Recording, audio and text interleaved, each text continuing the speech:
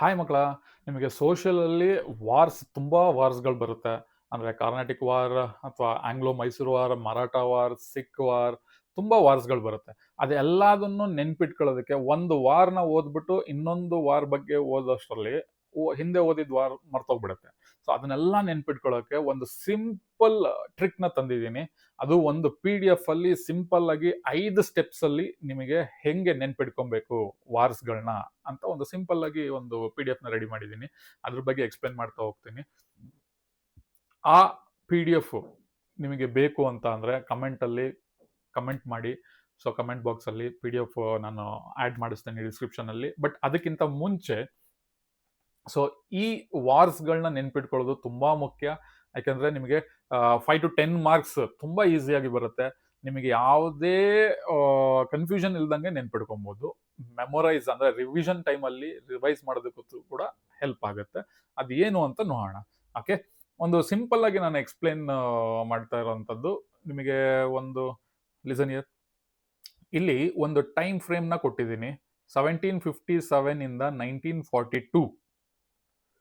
1757 ಇಂದ 1942 ಇಂಪಾರ್ಟೆಂಟ್ ವಾರ್ಸ್ಗಳು ಏನೇನಾಯ್ತು ಅದ್ರದ್ದು ಒಂದು 5 ಸ್ಟೆಪ್ ಅಲ್ಲಿ. ಒಂದು, ನಿಮಗೆ ಯಾವುದೇ ವಾರ್ನ ನೆನ್ಪಿಟ್ಕೊಬೇಕು ಅಂದ್ರೆ ಯಾವ ಇಯರ್ ಅಲ್ಲಿ ಆಯ್ತು ಅಂತ ನೆನ್ಪಿಟ್ಕೋಬೇಕು. ಅದಾದ್ಮೇಲೆ ಆ ವಾರ್ ಆಗ್ಬೇಕು ಅಂತ ಅಂದ್ರೆ ಸುಮ್ಮನೆ ಆಗಲ್ಲ, ಅದಕ್ಕೊಂದು ರೀಸನ್ ಇರುತ್ತೆ. ಕರೆಕ್ಟಾ? ಅದಕ್ಕೆ ರೀಸನ್ ಇರುತ್ತೆ. ಆ ರೀಸನ್ ಏನು ಅನ್ನೋದನ್ನ ನೆನ್ಪಿಟ್ಕೊಬೇಕು. ಅದಾದ ಮೇಲೆ ಯಾರ್ಯಾರು ವಾರ್ ಅಂದ್ರೆ ಇಬ್ರು ಮಧ್ಯೆ ಆಗ್ಬೇಕು, ಒಬ್ಬೊಬ್ಬರೇ ವಾರ್ ಮಾಡಕ್ ಆಗಲ್ಲ. ಕರೆಕ್ಟಾ ಮಕ್ಕಳ? ಸೊ ಆ ಯಾರ್ಯಾರ ಮಧ್ಯ ವಾರ್ ಆಯ್ತು ಅನ್ನೋದು 3ನೇ ಪಾಯಿಂಟ್ ಆಗಿ ನೆನ್ಪಿಟ್ಕೋಬೇಕು.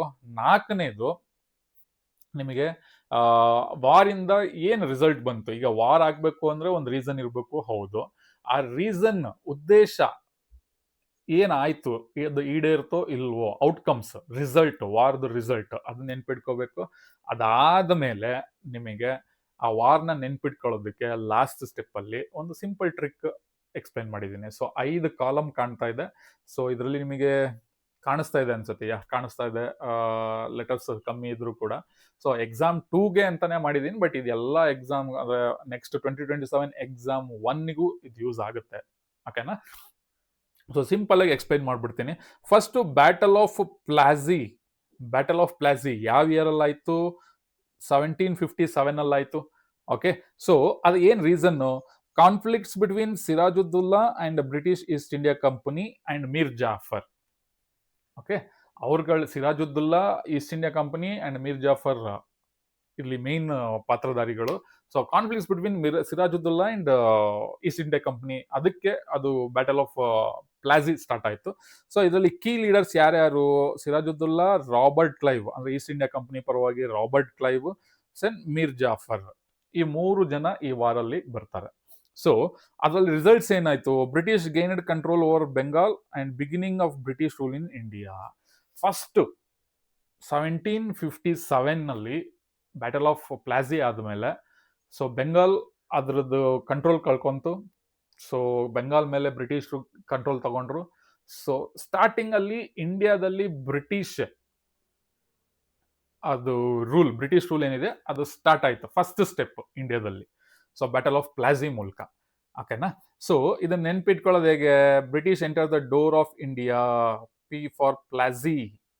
ಓಕೆ, P 1757 ಇಂಡಿಯಾಗೆ ಫಸ್ಟ್ ಸ್ಟೆಪ್, ಕಾಲಿಡೋದಕ್ಕೆ first step battle of Plassey. ಕರೆಕ್ಟಾ? ಈ ತರ ನೆನ್ಪಿಟ್ಕೊಳ್ಳಿ. ನೆಕ್ಸ್ಟ್, ಬ್ಯಾಟಲ್ ಆಫ್ ಬಕ್ಸರ್ ಯಾವಾಗ ಆಯ್ತು? 1764. ಓಕೆ, 1764. ಸೊ ಯಾರ್ಯಾರ ಮಧ್ಯ ಒಂದು ಏನು ರೀಸನ್ ಏನದು? So conflict between British and combined force of Awadh, Bengal and Mughal emperor. East India Company, then combined force of Awadh, Bengal and Mughal emperor. So ಯಾವ ಲೀಡರ್ಸ್ ಬರ್ತಾರೆ ಇರ್ಲಿ? ರಾಬರ್ಟ್ ಕ್ಲೈವ್ ಬರ್ತಾನೆ, ಸಿರಾಜುದ್ದುಲ್ಲಾ ಇರ್ತಾನೆ, Mir Qasim and Mughal emperor Shah Alam II. ಇಷ್ಟು ಜನ ಈ ವಾರ್ಸ್ ಅಲ್ಲಿ ಬರ್ತಾರೆ. ಅದಾದ್ಮೇಲೆ ಏನ್ ಔಟ್ಕಮ್ಸ್ ಏನ್ ಬಂತು? ಬ್ರಿಟಿಷ್ ಈ ವಾರ್ನ ಗೆಲ್ತಾರೆ. British won the war and diwani rights of Bengal, Bihar and Orissa to British. So ಈ ವಾರ್ ಬ್ಯಾಟಲ್ ಆಫ್ ಬಕ್ಸರ್ ಗೆದ್ದ ಮೇಲೆ ಬ್ರಿಟಿಷಿಗೆ diwani rights Bengal, Orissa and Bihar Bengal, Bihar and Orissa. Diwani rights ಅಂದ್ರೆ ಕಲೆಕ್ಷನ್ ಆಫ್ ಟ್ಯಾಕ್ಸ್ ರೈಟ್ಸ್ ಅವ್ರಿಗೆ ಸಿಗುತ್ತೆ. So Buxar after Plassey 1764 British got diwani rights. ಇದನ್ನ ನೆನ್ಪಿಟ್ಕೊಳ್ಳಿ, ಬ್ರಿಟಿಷ್ ಗಾಟ್ ದಿವಾನಿ ರೈಟ್ಸ್ ಯಾವಾಗ? ಬ್ಯಾಟಲ್ ಆಫ್ ಬಕ್ಸರ್ ಅಲ್ಲಿ. ಓಕೆ, ಸೊ ಫಸ್ಟ್ ಸ್ಟೆಪ್ ಇಂಡಿಯಾಗೆ ಅವರು ಕಾಲಿಡೋದಕ್ಕೆ ಕಾರಣ ಯಾವುದು? Battle of Plassey. ಸೊ ಈ ತರ ಸಿಂಪಲ್ ಆಗಿ ನೆನ್ಪಿಟ್ಕೊಳ್ಳಿ. ಓಕೆನಾ? Then Anglo Mysore wars first, second, third, fourth, ಇಲ್ಲಿ ಇಯರ್ ನ ಮೆನ್ಷನ್ ಮಾಡಿದ್ದೀನಿ. ಫಸ್ಟ್ ಆಂಗ್ಲೋ ಮೈಸೂರು ವಾರ್ 1767 ಇಂದ 69 ತನಕ. ಸೆಕೆಂಡ್ ಆಂಗ್ಲೋ ಮೈಸೂರು ವಾರ್ 1780 ಇಂದ 84 ತನಕ. ದೆನ್ 1790 ಇಂದ 92 ತನಕ third Anglo Mysore war. Then 1799 ನಲ್ಲಿ fourth Anglo Mysore war. Simple ಆಗಿದೆ. ದೆನ್ ಏನ್ ರೀಸನ್ ಏನು? Rule and expansion of British in South India, opposition by British rulers. Okay, ಎಲ್ಲ ಕಡೆ ಬ್ರಿಟಿಷರು ಅವರ ಸರ್ವಾಧಿಕಾರವನ್ನ ಚಲಾಯಿಸ್ತಾ ಬಂದ್ರು, ಎಲ್ಲದನ್ನ ಅಕ್ವೈರ್ ಮಾಡ್ಕೊಂತ ಬಂದ್ರು. ಬಟ್ ಇಲ್ಲಿಗೆ ಬಂದಾಗ ಮೈಸೂರಲ್ಲಿ ಅದಾಗ್ಲಿಲ್ಲ. ಮೈಸೂರು ರೂಲರ್ಸ್ ಏನಿದ್ರು, ಟಿಪ್ಪು ಸುಲ್ತಾನ್, ಇದ್ರಲ್ಲಿ ಅವರೆಲ್ಲ ಅಪೋಸ್ ಮಾಡ್ತಾ ಹೋದ್ರು.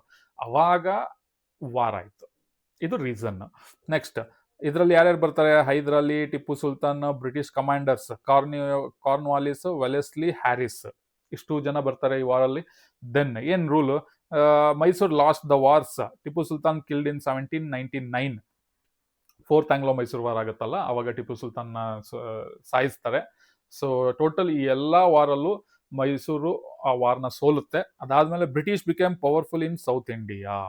ಸೌತ್ ಇಂಡಿಯಾದಲ್ಲೂ ಕೂಡ ಮೋಸ್ಟ್ ಪವರ್ಫುಲ್ ಬೆಳೆಯುತ್ತೆ ಬ್ರಿಟಿಷ್. ಓಕೆನಾ? ಇದನ್ನ ಹೆಂಗ್ ನೆನ್ಪಿಟ್ಕೊತೀರಾ? AM 1 2 3 4 ಇಯರ್ ನೆನ್ಪಿಟ್ಕೊಳ್ಳಿ. ಟಿಪ್ಪು ಯಾವಾಗ ಸತ್ತಿದ್ದು ಅಂತ ನೆನ್ಪಿಟ್ಕೊಳ್ಳಿ, 1799. ಓಕೆನಾ? ಸೊ ಇದೇ ತರ ಇನ್ನು ಮರಾಠ ವಾರ್ಸ್ 1775 ಇಂದ 1818 ತನಕ. Okay, Maratha war, first Anglo Maratha war, second Anglo Maratha war, third Anglo Maratha war, ಅದೆರಡು ಮೂರನ್ನು ಒಟ್ಟಿಗೆ ಕೊಟ್ಟಿದ್ದೀನಿ. ಏನಕ್ಕಾಯ್ತು ಅದ್ ಕಾರಣ? British wanted to dominate India. Okay, conflict with Maratha empire. So ಇದೇ ತರ ಮೈಸೂರ್ ತರನೇ ಎಲ್ಲಾ ಕಡೆ ಒಂದು ಅವರು ಪ್ರದೇಶಗಳನ್ನ ಅಕ್ವೈರ್ ಮಾಡ್ಕೊಂಡ್ ಬರ್ತಾ ಇದ್ರು ವಾರ್ ಮೂಲಕ. ಸೊ ಹಂಗೆ ಇಲ್ಲಿ ಮರಾಠ ಅಕ್ವೈರ್ ಮಾಡೋಣ ಅಂತ ಬಂದಾಗ ಅದಾಗ್ಲಿಲ್ಲ. ಅವಾಗ ಗಲಾಟೆ ಆಯ್ತು. ಸೊ ಹಂಗಾಗಿ ಅದು ವಾರ್ ಆಯ್ತು. ವಾರ್ ಮೂಲಕ ಯಾರ್ಯಾರಿದ್ದಾರೆ ಇಲ್ಲಿ? ಮರಾಠ ಲೀಡರ್ಸ್ ಪೇಶ್ವಾ, ಸಿಂಧ್ಯಾ, ಹೋಲ್ಕರ್, ಬೋನ್ಸ್ಲೆ, ಬ್ರಿಟಿಷ್, ಇಷ್ಟು ಜನ. Then Maratha power declined, British became the supreme power in India. ಮರಾಠಾಸ್ನ ಸೋಲ್ಸಿದ್ರು, ಅವ್ರ ಪವರ್ನ ಕಿತ್ಕೊಂಡ್ರು, ಸುಪ್ರೀಂ ಪವರ್ ಆಗಿ ಬೆಳೆದ್ರು. ಓಕೆನಾ? ಸೊ ಇದರಲ್ಲಿ ಏನು ಮರಾಠಾಸ್ ಫೌಟ್ ಲಾಂಗ್ ಎಂಡೆಡ್ ಇನ್ 1818, ಒಂದು ದೊಡ್ಡ ವಾರ್. ಓಕೆ, ತುಂಬಾ ದೊಡ್ಡ ವಾರ್ ಆಗಿ ಇದನ್ನ ಆಂಗ್ಲೋ ಮರಾಠ ವಾರ್ ಅಂತ ಹೇಳ್ಬೋದು. So first war of Indian independence 1857. So ಏನಕ್ಕಾಯ್ತು? ಅನ್ಫೇರ್ ಬ್ರಿಟಿಷ್ ಪಾಲಿಸೀಸ್, ಬ್ರಿಟಿಷರು ತಂದಿದ್ದಂತಹ ಪಾಲಿಸಿಗಳು, ಲ್ಯಾಂಡ್ ಟ್ಯಾಕ್ಸ್ ಪಾಲಿಸಿ ಆಗಿರ್ಬೋದು, ಡಿಫರೆಂಟ್ ಪಾಲಿಸೀಸ್, ಸಬ್ಸಿಡರಿ ಅಲಯನ್ಸ್, ಅದು ಮತ್ತೆ ಡಾಕ್ಟ್ರಿನ್ ಆಫ್ ಲ್ಯಾಬ್ಸ್ ಪಾಲಿಸೀಸ್, ಅದೆಲ್ಲದು ಒಂದು ನ್ಯಾಯಕ್ಕೆ ದೂರವಾದಂಥದ್ದು, ಒಂಥರ ಅನ್ಫೇರ್ ಆಗಿತ್ತು ಅಂತ. Then greed for Indian states, cartridges issue, disconnect of soldiers and people. Okay, ಇದೆಲ್ಲ ರೀಸನ್ಸ್. ಯಾರ್ಯಾರಿದ್ರು? ಮಂಗಲ್ ಪಾಂಡೆ, ರಾಣಿ ಲಕ್ಷ್ಮೀಬಾಯಿ, ನಾನಾ ಸಾಹೇಬ್, ಬಹದ್ದೂರ್ ಶಾ, ಜಾಫರ್, ಇಷ್ಟು ಜನ ಈ ವಾರಲ್ಲಿದ್ರು. Then revolt suppressed, British rule continued. Okay, first war of Indian independence ಅದು ಸಕ್ಸಸ್ ಆಗಲಿಲ್ಲ. ಸೊ ಬ್ರಿಟಿಷ್ ರೂಲ್ ಕಂಟಿನ್ಯೂ ಆಯ್ತು. India came under the direct rule of British 1858 ಅಲ್ಲಿ. So 1857 ಅಲ್ಲಿ first war of Indian independence ಆಯ್ತು. ಅದು war success ಆಗಲಿಲ್ಲ, revolt. So ಹಂಗಾಗಿ 1858 ಇಂದ ಬ್ರಿಟಿಷ್ ಅಂಡರ್ ಅಲ್ಲಿ ಇಂಡಿಯಾ ಬಂತು. Okay, then French revolution, salt march, quit India movement, ಇದೆಲ್ಲ ತುಂಬಾ ಇಂಪಾರ್ಟೆಂಟ್ ವಾರ್ಸ್ಗಳು ನಿಮಗೆ ಕ್ವಶನ್ ಅಲ್ಲಿ ಕೇಳೋದು. ಸೊ ಸಿಂಪಲ್ ಆಗಿ ಒಂದು PDF ಅಲ್ಲಿ 5 ಸ್ಟೆಪ್ ಅಲ್ಲಿ ನಾನು ಎಕ್ಸ್ಪ್ಲೈನ್ ಮಾಡಿದ್ದೀನಿ, 4 ಸ್ಟೆಪ್ ಅಲ್ಲಿ ಎಕ್ಸ್ಪ್ಲೈನ್ ಮಾಡಿದ್ದೀನಿ ವಿತ್ ಡೇಟ್ಸ್. ಸೊ ನಿಮಗೆ ಮೆಮೊರೈಸ್ ರಿವಿಷನ್ ಟೈಮಲ್ಲಿ ಇದು ಹೆಲ್ಪ್ ಆಗುತ್ತೆ. ಅದರಲ್ಲೂ ಈಗ ಎಕ್ಸಾಮ್ 2 ಟೈಮಲ್ಲಂತೂ ತುಂಬಾ ಹೆಲ್ಪ್ ಆಗುತ್ತೆ. ನಾನು ಆ ವಾರ ಕಲಿತೆ, ಅದು ಮರ್ತೋಗ್ಬಿಟ್ಟಿದೆ, ಈ ವಾರ ಕಲಿತೆ, ಇದನ್ನ ಮರ್ತೋಗ್ಬಿಟ್ಟಿದೆ. ಇದನ್ನ ಕ್ಲೀನಾಗಿ ಪ್ರಿಪೇರ್ ಆಗಿ, ಸೊ ದಟ್ ನಿಮಗೆ ಒಂದು ಕ್ಲಿಯರ್ ಐಡಿಯಾ, ಒಂದು ಕಾನ್ಫಿಡೆನ್ಸ್ ಬರುತ್ತೆ. ಇಲ್ಲಪ್ಪ, ನನಗೆ ಮರ್ತೋಗ್ಲಿಲ್ಲ, ನನಗೆ ನೆನಪಲ್ಲಿದೆ ಅನ್ನೋದು ನಿಮ್ಮ ಮನಸ್ಸಲ್ಲಿ ಬರುತ್ತೆ. ಸೊ ಇದೆಲ್ಲ ಮಾಡ್ತಾ ಇರೋದು ನಿಮಗೋಸ್ಕರ. ನಿಮಗೆ ಇನ್ನೂ ಮಕ್ಕಳ ಒಳ್ಳೆ ಒಳ್ಳೆ ವಿಡಿಯೋಸ್ನ ನಾನು ಒಳ್ಳೆ ಒಳ್ಳೆ ಕಂಟೆಂಟ್ನ ನಾನು ಕೊಡ್ತೀನಿ. ನಮ್ಮ ಚಾನಲ್ನ ಇನ್ನೂ ಸಬ್ಸ್ಕ್ರೈಬ್ ಮಾಡಿಲ್ಲ ಅಂದರೆ ಸಬ್ಸ್ಕ್ರೈಬ್ ಮಾಡ್ಕೊಳ್ಳಿ, ಶೇರ್ ಮಾಡಿ. ಮತ್ತೆ ಇನ್ನೊಂದು ವಿಡಿಯೋದಲ್ಲಿ ನಿಮ್ಮ ಮುಂದೆ ಸಿಗ್ತೀನಿ. Till then take care, bye ಬಾಯ್.